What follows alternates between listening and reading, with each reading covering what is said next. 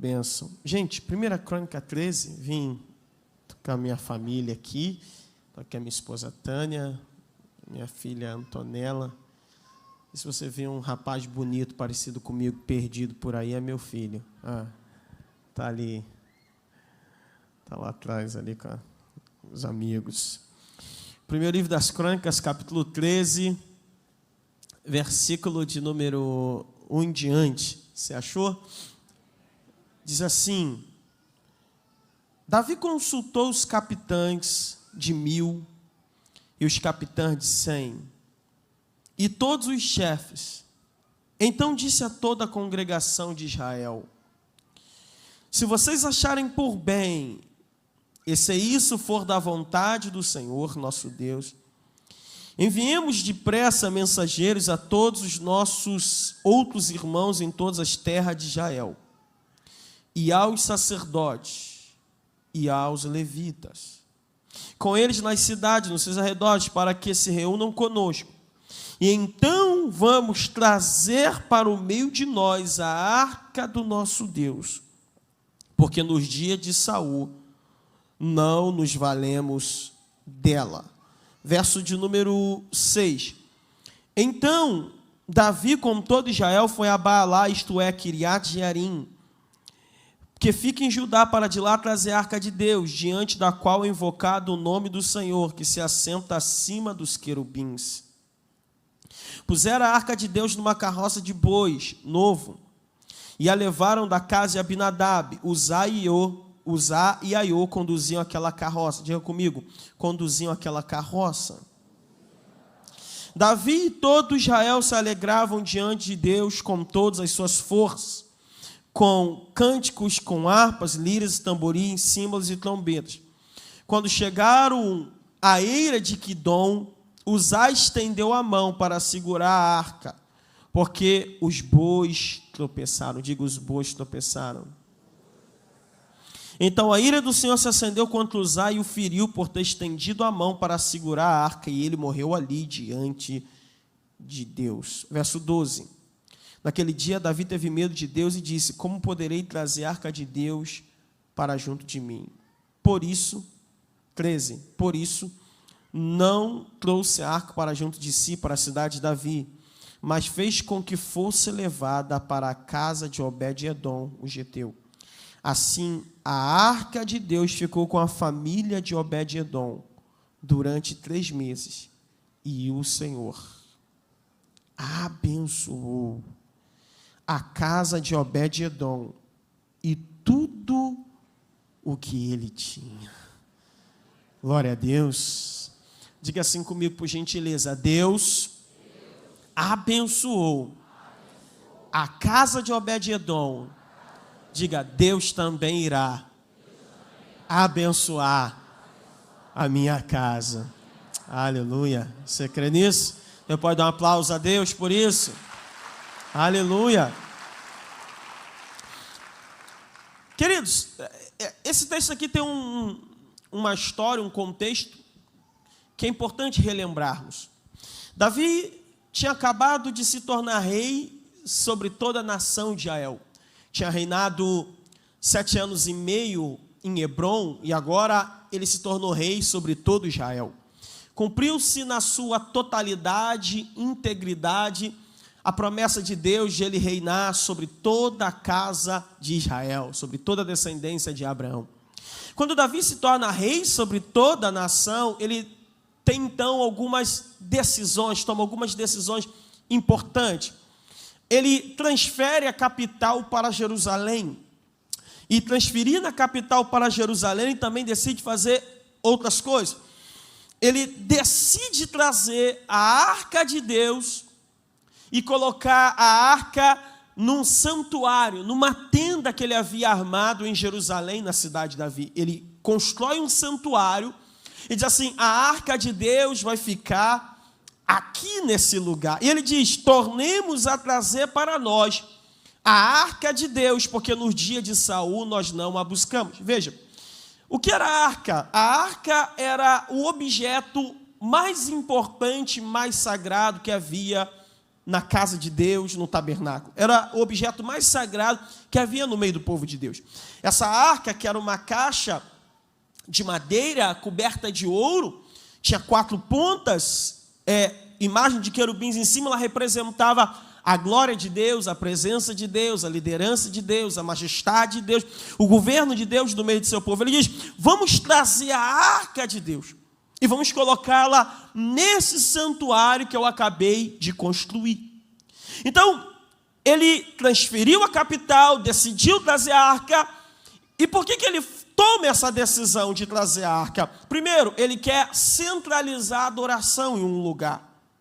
Segundo, ele quer dar um propósito para unir o povo, porque ele acabou de se tornar rei, então ele está unindo a nação em torno de um só propósito. Mas ele vai dizer também algo importante, ele diz assim: tornemos a trazer a arca de Deus, porque nos dias de Saul nós não a buscamos. Saul, para quem não sabe, foi o rei antecessor. Saul reinou cerca de 40 anos, e durante o seu 40 anos de reinado, Saul não procurou a arca de Deus, Saul não procurou cuidar da presença de Deus. Então, talvez o que Davi está dizendo nas entrelinhas é o seguinte: uma das razões pela qual Saul não teve um bom reino, uma boa monarquia, foi porque ele não priorizou a presença de Deus, não deu primazia à presença de Deus. Mas ele está dizendo o seguinte: no meu reinado vai ser diferente, eu vou priorizar a presença. Porque eu não reino sem a presença, eu não governo sem a presença, eu não caminho sem a presença, eu não vou sem a presença. Eu preciso da presença, eu dependo da presença, eu careço da presença. A presença de Deus é tudo, sem presença de Deus nada. É a presença que nos dá vida, é a presença que nos sustenta, é a presença que nos leva em triunfo e em vitória. Ele diz: vamos trazer a arca, vamos trazer a presença de Deus. Então ele se consulta com seus capitães, capítulo 13, verso 1, ele se consulta com seus capitães do exército. Como é que nós vamos trazer a arca? Vamos fazer o seguinte: nós vamos fazer um carro de boi novo, vamos botar a arca em cima, e nós vamos trazê-la da casa de Abinadab, onde ela já estava lá há cerca de quase 70 anos, desde quando os filisteus a devolveram, e vamos trazê-la para essa tenda. Então, beleza. Colocar a arca em cima de uma carroça de boi. E os filhos de Abinadab, Uzá e Aiô, conduziam aquela carroça, e Davi ia celebrando, festejando, cantando. Talvez ele cantava: eu só quero tua presença, não vou te pedir mais nada. O negócio estava bom, celebrando, tu é digno. E o negócio, a festa, eles cantando. De repente, no meio do caminho, os bois começaram a tropeçar. Diga comigo: o problema é quando os bois tropeçam. No meio do caminho, os bois começaram a tropeçar, e Uzá percebeu que a arca ia tombar. Pastor Lucas, então ele estende a mão para segurar a arca, e quando ele estende a mão, instantaneamente, ele cai morto. Só porque tocou na arca da aliança, o que não era permitido ninguém fazer. Ele tocou na arca, e quando ele tocou, instantaneamente, Deus o fulminou, ele caiu morto. Aquilo que era um cortejo de celebração, aquilo que era a conferência da transferência da arca, de repente virou um cortejo fúnebre, todo mundo dá um passo para trás. Eu estou com medo. E alguém quer levar para tua casa? Não.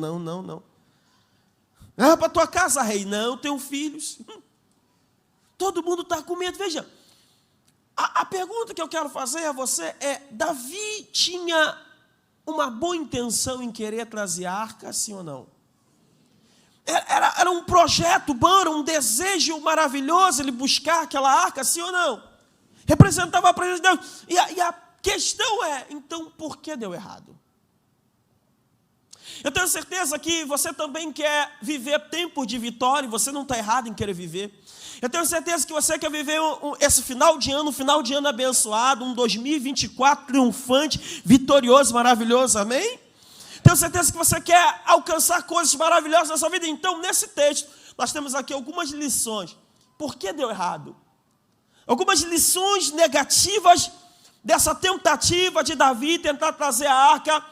E Se deu errado para ele, se nós repetirmos, também vai dar errado para nós. Primeira coisa, por que deu errado? Ele não consultou a Deus. Você não encontra aqui no texto Davi perguntando a Deus como é que ele deveria fazer aquilo. Você não encontra aqui no texto Davi perguntando a Deus se era para fazer e se era como deveria fazer. Sabe, irmãos, Davi fala o seguinte: nós vamos fazer uma festa, essa festa vai ser grande, vou contar com todo mundo, essa festa é para Deus, convida todo mundo, prepara o bolo, chama os músicos, mas a única pessoa com quem ele não falou foi com o dono da festa. Ele não consultou a Deus. Sabe, por mais que as coisas aparentam que vai dar tudo certo, é bom falar com aquele que já sabe de tudo. Por mais que as coisas pareçam que está tudo tranquilo, é bom consultarmos aquele que tem um domínio de todas as coisas, que já sabe sobre todas as coisas, que tem um domínio, conhece. Irmão, Deus já está onde você precisa chegar. Deus conhece tudo. Davi não consultou. Mas sabe qual é o curioso? É que Davi era um homem extremamente dependente de Deus, sim ou não?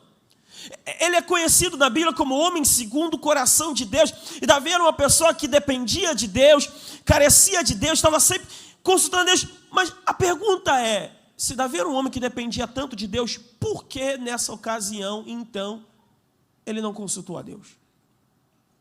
Se ele era um homem que tanto dependia de Deus, por que ele não consultou a Deus? Eu achei algumas coisas aqui que eu achei interessante. Permita a minha inferência.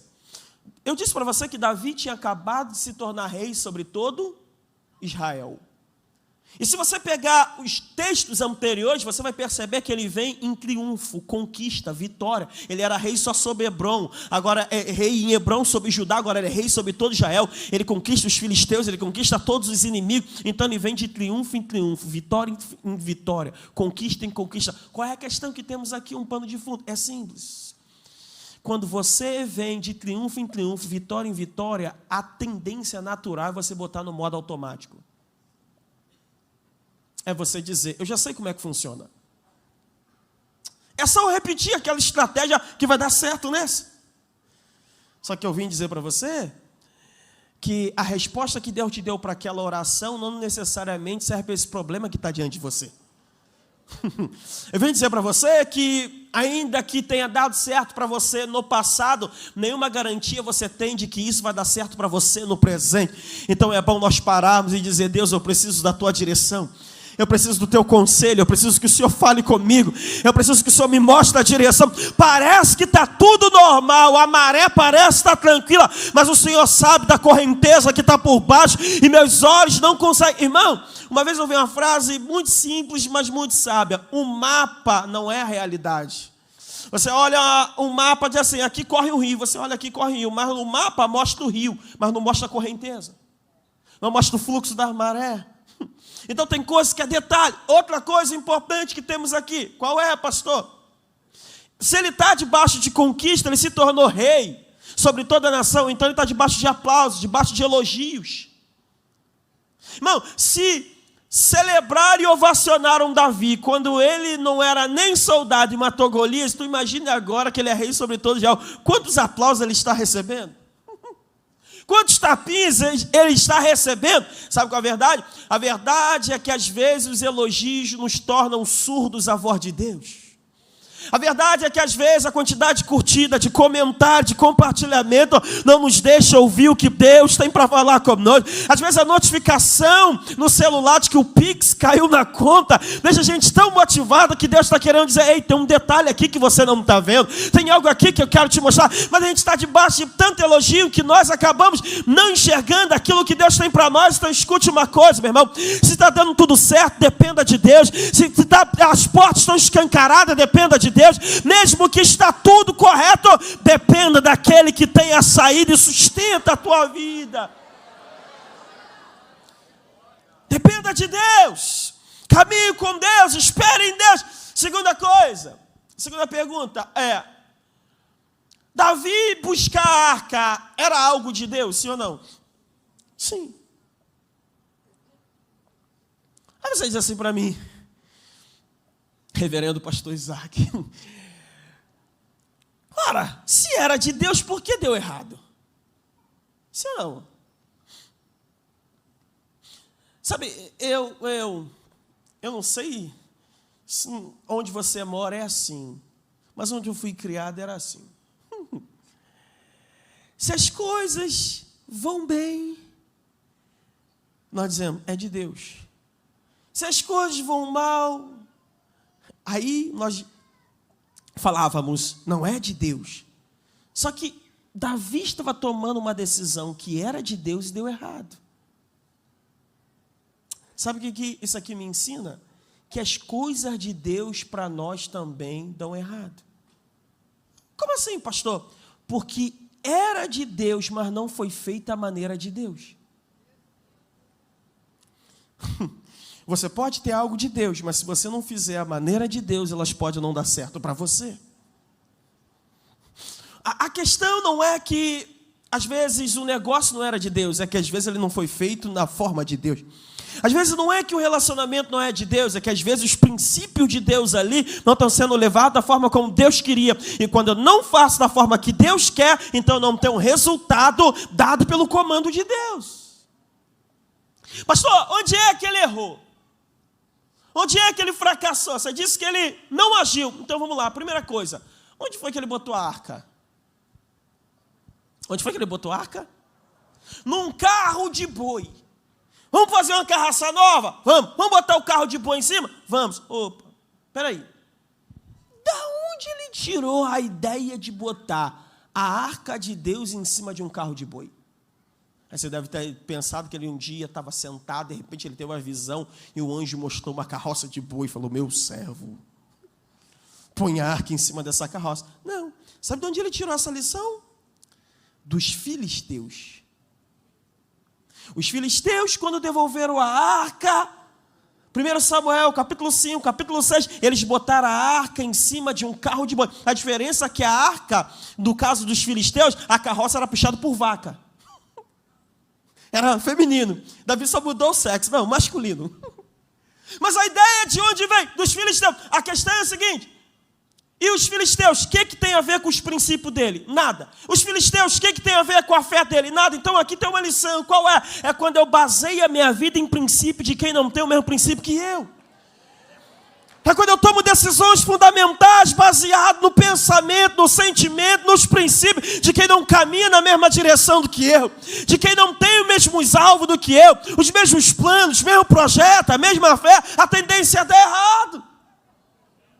Se a tua referência é a gente que não tem o mesmo princípio que você vai ter problema. Ora, eu posso aprender sobre finanças com qualquer pessoa, seja lá crente, não importa. A filosofia dela posso aprender sobre finanças com ela, mas ela nunca vai me ensinar sobre dízimo e oferta. Por quê? Porque ela não tem o mesmo princípio que eu. Coisas centrais na minha vida, vitais da palavra de Deus, eu aprendo com quem tem o mesmo princípio que eu. Eu não vou aprender sobre família com quem é influência, eu vou aprender sobre família com quem vive família, quem ama família, quem crê em família, quem ora sobre família, quem tem fé que Deus é o Deus da família, princípio. Caminhando na mesma direção que eu. Veja, onde ele errou, pastor? Olha só, ele vai buscar princípios, lições de quem não tem o mesmo princípio que ele. Segunda coisa, sabe qual é? É que ele botou a arca sobre uma carroça de boi.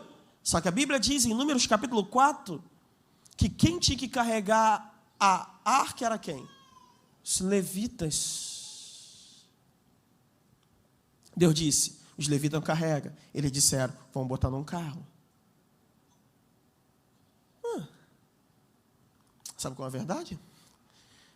É que Deus não tem nenhum compromisso com o que eu acho. Deus não tem nenhum compromisso com o que eu sinto. Deus não tem nenhum compromisso com o que eu penso. Isso é moda. Isso é tendência. Isso é novo. E Deus está nem aí. Jesus não venceu o diabo no deserto dizendo, eu acho.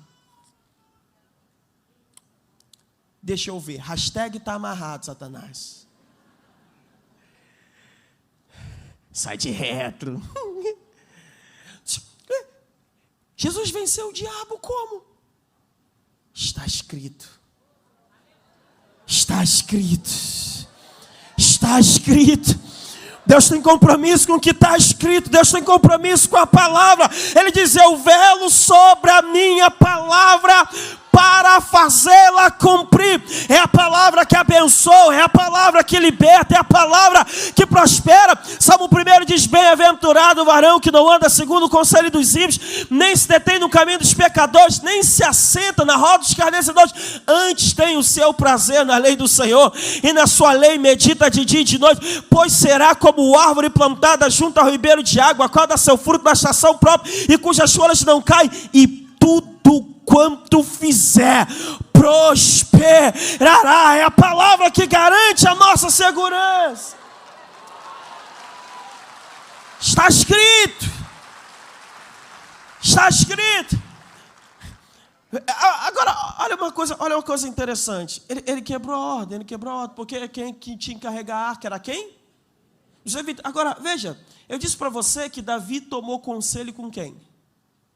Com os capitães. Só que ele tomou conselho com os capitães, mas leia o verso 1 e 2 depois em casa, você vai perceber que ele se consultou com os capitães e deu ordem para os levitas e para os sacerdotes. Quem cuidava da arca? Os sacerdotes. Quem carregava a arca? Os levitas. Mas Davi se consultou com os capitães e deu ordem para os levitas.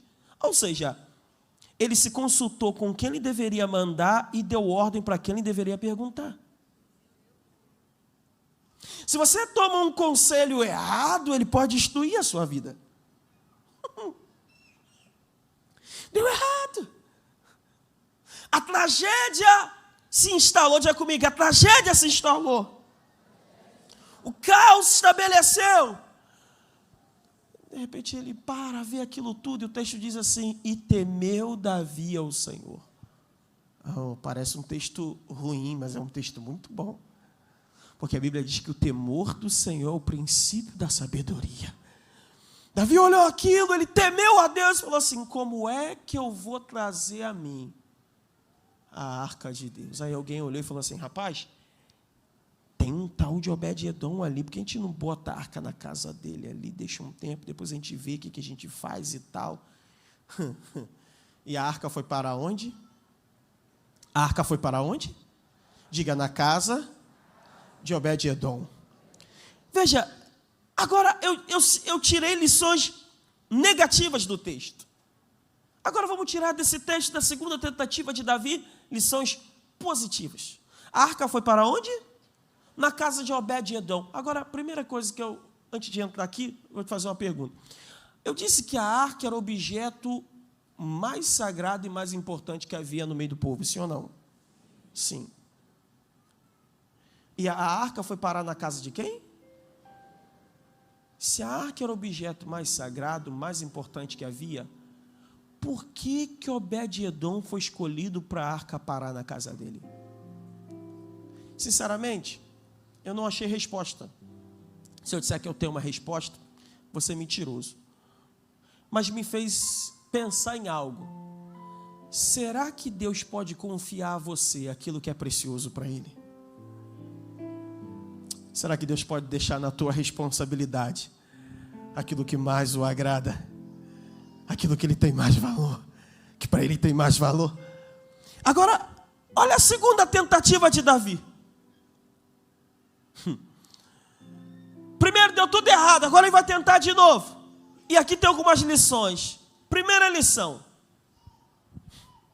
não baseie a tua vida na tragédia de ninguém. Não entendi, pastor. Não baseie a tua vida na tragédia de ninguém. Por quê? Porque se Obed-Edom tivesse baseado a vida dele na tragédia que aconteceu na casa de Abinadab, porque Aiô morreu, Uzá morreu, ele jamais permitiria que aquela arca entrasse na casa dele. Mas ele aprende que as lições negativas, tira lições daquele contexto ruim, mas ele entende uma coisa: na minha casa vai ser diferente. Sabe, meu irmão, eu não sei o que você viu, eu não sei o que passou perto de você, mas você não pode permitir que a tragédia do outro seja a base da sua vida. Não é porque deu errado para ele que tem que dar errado para você. Não é porque ele caiu que você também tem que cair. Não é porque ele quebrou que você também vai quebrar. Não é porque ele fracassou que você vai fracassar. Tem algo diferente com você. A partir de você é uma nova história. A partir de você é um novo tempo. A partir de você é um novo rumo. Não baseie a tua vida na tragédia de ninguém.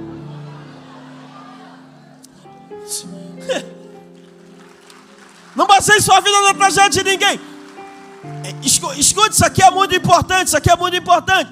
A arca, quando foi para o território dos filisteus, matou, sim ou não? Sim. Deus mandou praga lá, um monte de tumor. Teve um problema. Quando os filisteus com problema devolveram a arca para Kiriat Jearim, Deus também mandou praga para o meio do povo. Porque eles olharam para dentro da arca. Quando Davi tenta transferir a arca pela primeira vez, Uzá morre. Mas quando a arca entrou na casa de Abinadab, Deus abençoa. Escute. Com os filisteus, morte. Kiriat Jearim, morte. Uzá, morte. Na minha casa, bênção. Na minha casa, bênção. Na minha família, bênção. Não sei o que aconteceu com os outros, mas eu sei que Deus vai abençoar a minha vida, a minha casa, se eu obedecê-lo, se eu temê-lo, se eu honrá-lo. Segunda lição aqui poderosa, sabe qual é? Nessa segunda tentativa dele, sabe qual é? Diga assim comigo: tempos difíceis, tragédias, escondem oportunidade. Quando foi que a arca bateu na porta da casa de Obed-edom? Quando foi que a arca bateu na porta da casa dele? Após uma tragédia. Sabe, às vezes quando as coisas dão errado, a gente tende a focar na falta, focar na doença, focar naquilo que não está dando certo, focar no desemprego. Mas eu quero te lembrar que no meio da crise, Deus continua trabalhando. Tem oportunidades escondidas no meio do problema que você está vivendo. Deus está com você quando tudo vai bem, Deus está com você quando tudo vai mal. Deus está com você quando a porta está aberta, Deus está com você quando a porta está fechada. Deus está com você na saúde, Deus está com você na doença, Deus está com você com dinheiro no bolso, Deus está com você sem dinheiro no bolso. No meio disso tudo, fique atento, porque tem oportunidade. Bateu na tua porta, tem oportunidade perto de você. Tem surpresa de Deus para você. Tem oportunidade batendo na frente. Agora escute. Onde a arca foi parar? Na casa de Obed-edom. Escute, o nome Obed significa servo.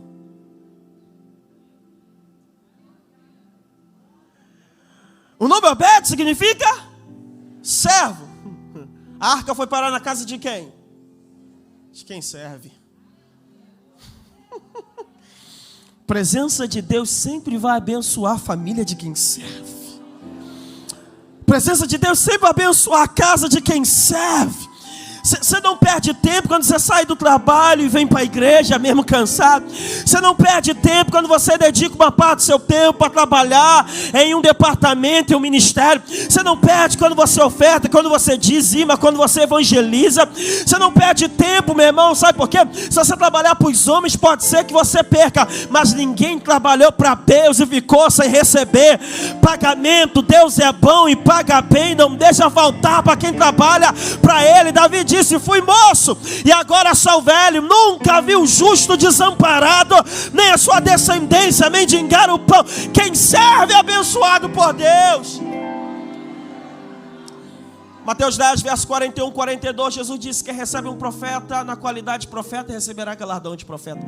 Quem recebe um justo na qualidade de justo, receberá galardão de justo. Quem der ainda que for um copo de água fria dos meus pequeninos, chamados discípulos, de modo nenhum perderá sua recompensa. 1 Coríntios 15, verso 58, a Bíblia diz: sede firmes e constantes, sempre abundantes na obra do...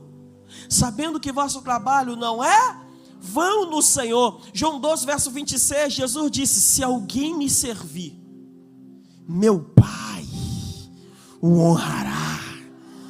Meu Pai o honrará, Gabriel. Ô pastor Gabriel, se alguém me servir, meu Pai o honrará. Veja, meu irmão, se você trabalhar, Deus vai se encarregar de te abençoar. Escute. João capítulo 13 tem uma história que eu acho extraordinária. É a celebração da última ceia de Cristo com seus discípulos. Celebração da Páscoa. E os discípulos perguntaram a Jesus: mestre, onde o Senhor quer que nós preparemos a Páscoa? Aí ele disse: olha, vocês vão numa casa, vocês seguem um homem que está com um cântaro, na casa que ele entrar, vocês falam para o dono da casa que eu preciso do cenáculo para fazer a Páscoa com meus discípulos. Eles vão te mostrar, ele vai te mostrar um ambiente, um cenáculo mobiliado. Beleza, e eles foram. Então, na última Páscoa, Jesus foi com o seu discípulo uma casa que ele pegou emprestada. Já estava tudo mobiliado. Aí Jesus falou: prepara a Páscoa lá. Só que, na cultura hebraica, quando você recebe um convidado na sua casa, você faz algumas coisas com ele. Número 1, você unge a cabeça dele com óleo. Número 2, você dá um beijo, um ósculo santo. Número 3, você lava os pés dele. E geralmente quem lavava os pés era um empregado, um servo que ficava naquela residência. Só que o homem emprestou o cenáculo, mas não emprestou o servo. Interessante. Porque Jesus tinha 12 apóstolos, então todos os apóstolos foram para a Páscoa. Na ceia com Jesus.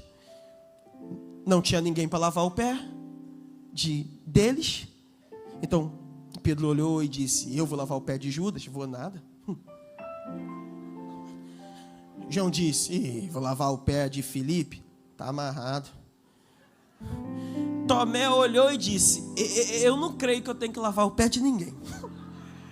E entrou todo mundo para a ceia. Jesus terminou de ceiar, tirou a roupa de cima, botou um avental, pegou uma toalha, pegou uma bacia e falou: vem o primeiro. Vou lavar os pés de vocês. Eles: não, o senhor não vai lavar nosso pé, não, vem que eu vou lavar o pé de vocês. Se eu não lavar teu pé, tu não tem parte comigo, vem cá. A minha pergunta é: por que eles, humano quebrado, lascado, não conseguiram lavar os pés um dos outros? Jesus, sendo Deus perfeito, poderoso, santo, capaz, se humilhou para lavar os pés deles. Eu demorei muito tempo para entender isso. Até que eu observei João capítulo 13, versículo 2, 3, 4. Diz assim lá, o texto assim: sabendo Jesus que tinha saído de Deus e que para Deus voltaria, e que Deus tinha colocado tudo nas suas mãos, terminando de ceiar, pegou a toalha, a bacia e lavou os pés dos discípulos. Sabendo Jesus que Deus tinha colocado tudo nas suas mãos, sabia que vinha de Deus, que para Deus voltaria. Ou seja, Jesus sabia quem ele era, de onde ele veio e para onde ele iria. Ou seja, só quem tem problema para servir é quem não sabe quem é. Só quem tem problema para servir é quem não sabe para onde vai. Quando você sabe de onde você veio, para onde você vai e o que Deus botou na tua mão, você não tem problema para servir, porque você sabe o que Deus vai fazer na sua vida, você sabe o que Deus vai fazer na sua história, você sabe o que Deus vai fazer através de você. No mundo dos homens é o seguinte: o pequeno trabalha para o grande, o pobre trabalha para o rico, o empregado trabalha para o patrão. Mas no mundo de Deus é o inverso. Quando você serve, quando você confia, quando você espera nele, Deus inverte. Isaías 64 diz que Deus é o Deus que trabalha por aquele que nele espera. O Deus criador do universo está trabalhando por você, trabalhando pela tua casa, trabalhando pela tua família. Alguém pode celebrar a Deus aqui? Alguém pode adorar a Deus aqui? Aleluia! E a arca chegou na casa de Obed-Edom. O texto diz assim: e abençoou Deus a Obed-Edom. Abra sua mão assim. Eu quero declarar que a presença de Deus vai abençoar a tua vida. Uma bênção especial sobre você. Uma bênção especial sobre a tua mente. Uma bênção especial sobre o teu corpo. Uma bênção especial, meu irmão, sobre teus projetos. Bênção de Deus sobre a tua vida. Você recebe isso? Só que não para aí. A Bíblia diz que Deus abençoou Obed-Edom e a sua família. Opa, pega aí de novo. Tem bênção para você? Tem. Mas essa bênção vai respingar nos teus filhos. Essa bênção vai respingar na sua esposa. Essa bênção vai respingar no seu esposo. Essa bênção vai respingar no teu pai, na tua mãe, nos seus irmãos. Tem bênção de Deus para toda a tua casa, toda a tua família, toda a tua parentela. Deus vai abençoar por causa de você. Acabou não? Estenda a sua mão assim. Deus abençoou Obed-Edom. Deus abençoou a casa de Obed-Edom. E Deus abençoou tudo que ele tinha. Você sabe o que é tudo? Ia demorar 3 dias para explicar. Tudo significa tudo, é óbvio. Tudo. Deus abençoou tudo que ele tinha. Essa bênção indica 2 coisas. Número 1, proteção. Deus vai proteger o que é teu. Quando o povo de Israel estava para sair do Egito, o faraó perguntou: quem é que vai embora? Moisés falou: vai os homens, vai as mulheres, vai as crianças, vai os animais. O faraó: não, vocês querem levar tudo? Deixa alguma coisa aqui. Moisés olha para ele e diz assim: não vai ficar uma unha no Egito.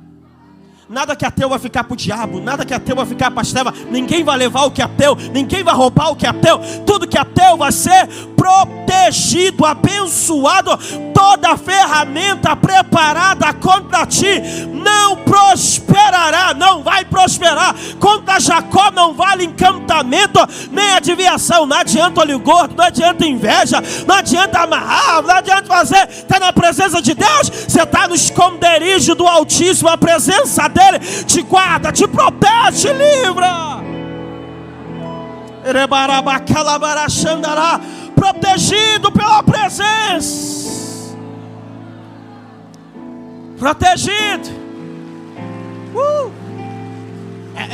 Escute, só que essa bênção protege tudo que ele tem, mas também acrescenta, porque abençoa. Eu vou dizer uma área e você diz abençoado, ok? Tua família? Ficou mais ou menos, vamos tentar de novo. Tua família? Tua vida? Teu casamento? Teu relacionamento? Seus projetos? Sua viagem? Seus negócios?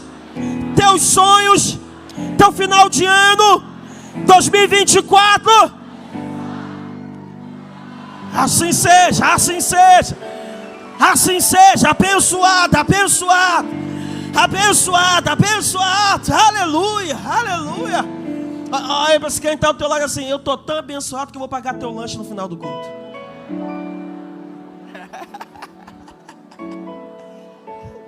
Pago meu.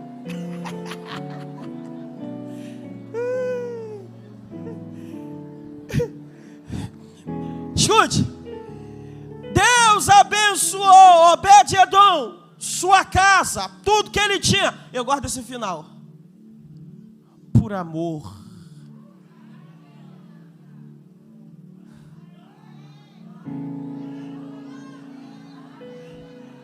Da arca de Deus. Sabe o que esse texto quer dizer? Que Deus não abençoou Obed-Edom por causa de Obed-Edom. Porque nunca é por causa de nós. Não é porque você é inteligente, não é porque você é sábio, não é porque você é bem relacionado. Tem gente que tem tudo isso. Qual é o diferencial, pastor? Tudo isso é importante, mas o diferencial foi o que entrou na casa dele. E o que entrou na casa dele? Presença. É por isso que muita gente não entende. Já era para ele ter quebrado, já era para ele estar lascado, já era para a vida dele não estar boa, já era para nada ter ido para frente. Mas por que continua dando certo? É porque eles pensam que é você, eles pensam que sou eu, eles acham que é a nossa inteligência, eles acham que é a nossa capacidade. Nunca foi nós, sempre foi Deus. Nunca foi nós, sempre foi Deus. É a presença que dá, é a presença que tira, é a presença que sustenta, a presença que levanta, é a presença abençoando, fortalecendo. Presença de Deus com você, meu irmão. Presença de Deus na sua casa. Quem pode celebrar Deus por essa presença? Oh, faz aquele barulho que o diabo não gosta. Misture esse aplauso com glória a Deus, com aleluia. Celebra, celebra. A presença te guarda, a presença te fortalece, a presença de Deus. Fica de pé comigo. Aleluia. Oh, Jesus. Aleluia. Aleluia.